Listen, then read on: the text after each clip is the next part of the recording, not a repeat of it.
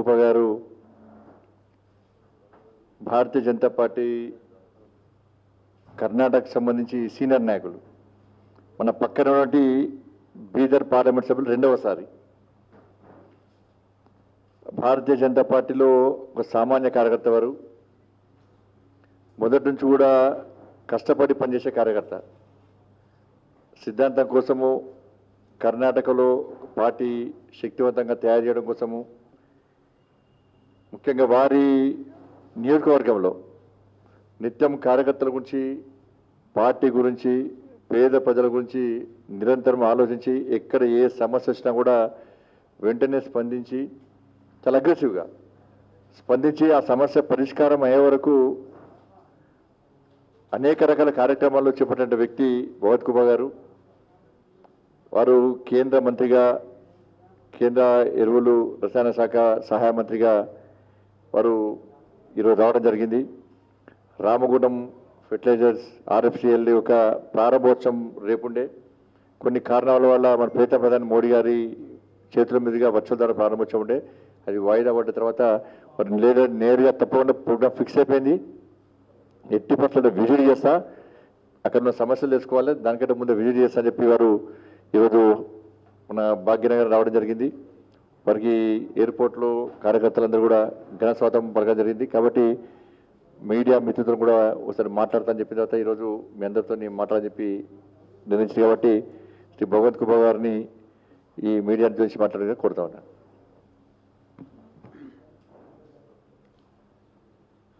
తెలంగాణ जय तेलंगाना। तेलंगाना भारतीय जनता पार्टी का प्रदेश अध्यक्ष और लोकसभा के अंदर मेरा साथी आदरणीय बंडी संजय कुमार जी, मंच पर उपस्थित विधायक रघुनंदन राव जी, हमारे प्रधान कार्यदर्शी प्रेमानंदन रेड्डी जी, और एक अपने प्रधान कार्यदर्शी जी बंगारू श्रुति जी, और एक अपने प्रधान कार्यदर्शी जी प्रदीप कुमार जी, कार्यदर्शी जी प्रकाश रेड्डी, और सभी इस प्रेस वार्ता में आए हुए सभी प्रेस मीडिया के मेरे दोस्तों, आप सबको पता है पिछले महीने 7 तारीख को नरेंद्र भाई मोदी जी सरकार का जो मंत्रिमंडल का जो विस्तार हुआ, उस मंत्रिमंडल में जो शामिल किए गए देश के कोने कोने से और सभी वर्ग का प्रतिनिधित्व मिले और सभी अच्छा खासा क्वालिफाइड हो, टेक्नोक्रेट्स हो और साफ सुथरा छवि हो, ये सारे मानदंडों को लेकर के जो मंत्रिमंडल विस्तार किया, उसी में मुझे भी एक जिम्मेदारी के नाते से जिम्मेदारी दिया। माध्यम के ओर से माननीय प्रधानमंत्री जी को मैं धन्यवाद और अभिनंदन अर्पित करता हूं। और मंत्रिमंडल का जो विस्तार देश के अंदर बहुत ही पॉजिटिविटी मैसेज लेकर के देश के कोने कोने में गया और आपने देखा भी है कि इसी ढंग का विस्तार 74 साल के अंदर इतना पॉजिटिविटी लेकर के जाने वाला विस्तार स्वतंत्र भारत के अंदर कोई राजनीति का लीडर नहीं देख पाया। तो ये नरेंद्र भाई मोदी जी 2014 में जो सबके साथ सबके विकास का मूल मंत्र लेकर के 5 साल में देश का 135 करोड़ों का जो सेवा किया, 80 करोड़ लोगों को लाभार्थी बनाया, तो 2019 में 14 से ज्यादा बहुमत लेकर के 303 सीट जीतने के बाद देशवासियों को लगा कि सबके साथ सबके साथ सबका साथ सबका विकास सबका विश्वास हमने प्राप्त की। वही मूल मंत्र पिछले 7 साल में अनेक निर्णय लिया है। अब वो निर्णय में मैं जाना नहीं चाहता हूं। जिस काम से, जो जिम्मेदारी मेरे ऊपर सौंपने के बाद जिस काम से मैं आज हैदराबाद आया हूं, यही तेलंगाना राज्य के अंदर रामगुंडम जो फर्टिलाइजर फैक्ट्री है, बंद पड़ा हुआ था। बंद पड़ने से न राज्य को लाभ होता है, न देश को लाभ होता है, न किसानों को फर्टिलाइजर मिल पाती है, और लोकल के अंदर जो एम्प्लॉयमेंट रहती है न एम्प्लॉयमेंट दे पाते हैं। तो नरेंद्र भाई मोदी जी 2015 में रामगुंडम, झारखंड के अंदर सिंदरी, उत्तर प्रदेश के अंदर गोरखपुर, ओडिशा के अंदर तलचेर, छत्तीसगढ़ के अंदर जोधपुर, ये 5 फर्टिलाइजर कंपनी को रिवाइवल करना, फिर से चालू करना, और 5 के 5 12,70,000 मेट्रिक टन प्रोडक्शन कैपेसिटी वाले हैं।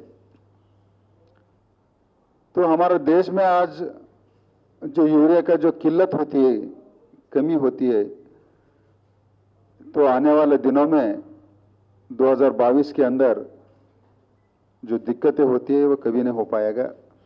उससे ज्यादा जो इंपोर्ट करते हैं हम लोग, इंपोर्ट टोटली हम लोग बंद करने वाले हैं। तो रामगुंडम आज 6,338 करोड़ से इन्वेस्टमेंट करके पिछला मार्च के अंदर उसका चालू हुआ प्रोडक्शन। अभी हर महीना 25-25 हजार दे करके 40,000 देने चालू कर दिया। आने वाला 2-3 महीने के अंदर हर महीना 1 लाख से ज्यादा प्रोडक्शन करेगा। तेलंगाना के अंदर 7 साल के अंदर देश के अंदर कभी भी किसानों को फर्टिलाइजर की कमी हमने कभी देखा नहीं। क्यों नहीं है देखा? नरेंद्र भाई मोदी जी किसानों का आय 2022 में दुगनी करने के लिए अनेक क्रांतिकारी ऐतिहासिक निर्णय लिए थे। उसमें से ये जो 5 फैक्ट्री है, इसका भी रिवाइवल की लेने के कारण ही आने वाले दिनों में वो किल्लत देश के अंदर नहीं रहेगी। नरेंद्र भाई मोदी जी प्रधानमंत्री किसान सम्मान निधि, एमएसपी और 3 जो किसानों का जीवन के अंदर जो परिवर्तन लाने के लिए कृषि बिल ला करके आज देश के किसान खुद को महसूस कर रहा है कि मैं जो पिकाता हूं, जो उगाता हूं, उसका अच्छा सा मूल्य मिले, और मेरा मर्जी जहां पर अच्छा मूल्य मिलता है वहां पर मैं बिक्री करे। और ये 3 कानूनों के कारण कृषि क्षेत्र के अंदर बहुत बड़ा पैमाने पर इन्वेस्टमेंट आएगी। स्वयं किसान ये एक व्यापार का दृष्टि से देख करके अपना जो किसानी है व्यवसाय, उसको लाभ लेने के लिए, लाभ में परिवर्तन करने के लिए निश्चित रूप से उससे लाभ मिलना चालू हो गए और मिल रहा है। इसी के लिए मैं मंत्री बनने के बाद ये पहला मेरा प्रवास है कि रामगुंडम जा करके उस फैक्ट्री को एक बार इंस्पेक्शन करे, जो भी वहाँ पर समस्याएं है उसका रिव्यू करे, समाधान करने के लिए ये प्रवास मेरा है। तो आज रामगुंडम जाने से पहले हमारा अध्यक्ष जी से मिल के जाने के लिए मैं प्रदेश कार्यालय आया था और मैं अध्यक्ष जी को हृदय से मैं धन्यवाद करता हूं कि उन्होंने मेरे को बहुत ही मान सम्मान दिया। उनके साथ में प्रदेश के सभी पदाधिकारीगण, विधायकगण, कार्यकर्तागण सभी ने दिया है। तो सभी को मेरा आभार प्रकट करते हुए मेरा 2 बात मैं समाप्त करता हूं। धन्यवाद।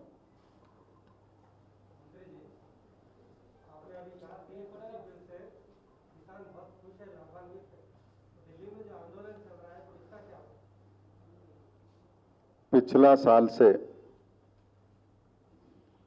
नरेंद्र भाई मोदी जी किसान का मांग सरकार को लिखे दे और निश्चित रूप से सरकार उसको कंसिडर करेगा, समाधान निकालेगा। और सुप्रीम कोर्ट का नेतृत्व में सुझाव भी मांगा गया था, तो उन्होंने देश के सारे किसान तीनों बिल को अपनाया भी, स्वागत भी किया, सुझाव भी दिया।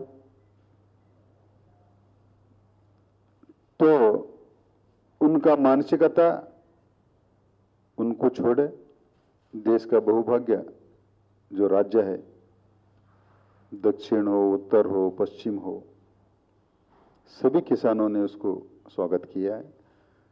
तो आप भी एक जिम्मेदार पत्रकर्ता होकर के आप भी सुझाव देने के लिए सुप्रीम कोर्ट हर व्यक्ति को मांगा था, तो उसी के लिए वो तीनों बिल से निश्चित रूप से किसानों को लाभ मिल रहा है।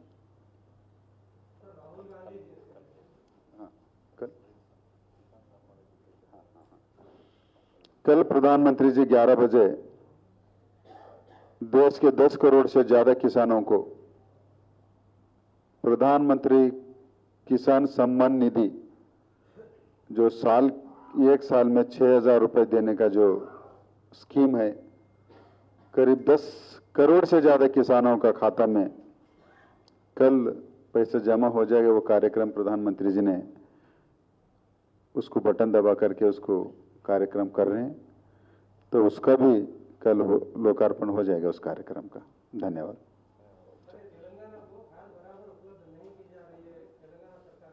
देखिए, राजनीति करना उनका हक है, करने दो, लेकिन पिछला 7 साल के अंदर नरेंद्र भाई मोदी जी का सरकार कोई प्रांत के अंदर खाद की कमी आने ही नहीं दिया।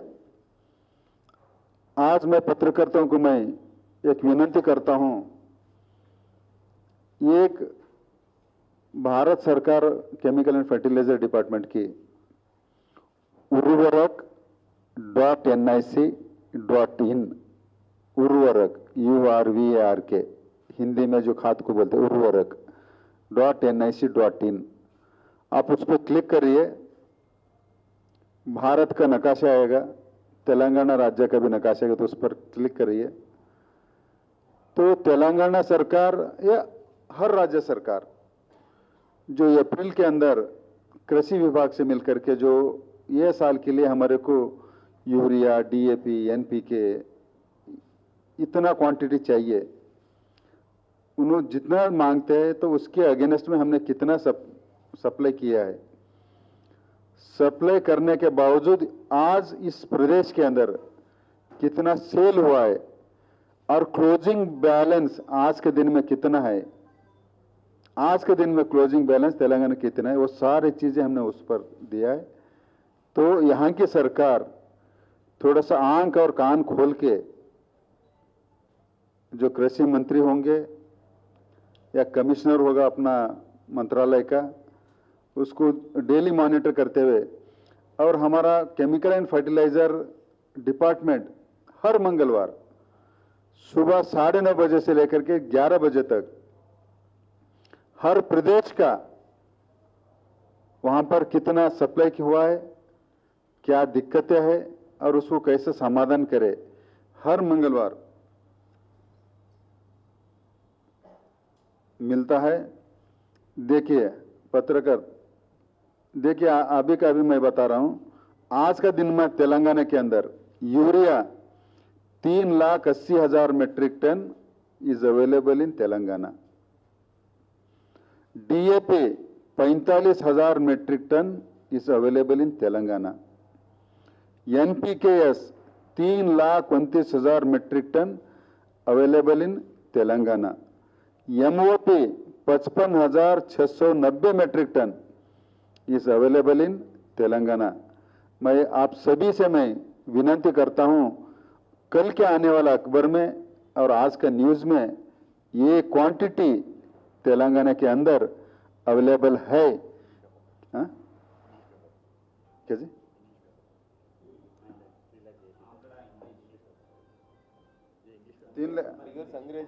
अंग्रेजी में बोलूं क्या? अच्छा, urea 3,80,000 metric ton is available today in Telangana. DAP 45,000 metric ton is available in Telangana. NPK 3,29,000 metric ton is available in Telangana. MOP 55,690 metric ton is available in Telangana. मैं आपसे रिक्वेस्ट करता हूं कि कल के न्यूज के अंदर सबसे हेडलाइन ये बनता है, ये मेरे को विश्वास है। ये नरेंद्र मोदी का सरकार का काम करने का ये ढंग है, और ये जरूर न्यूज बनाना, हेडलाइन बनाना इसको। Thank you.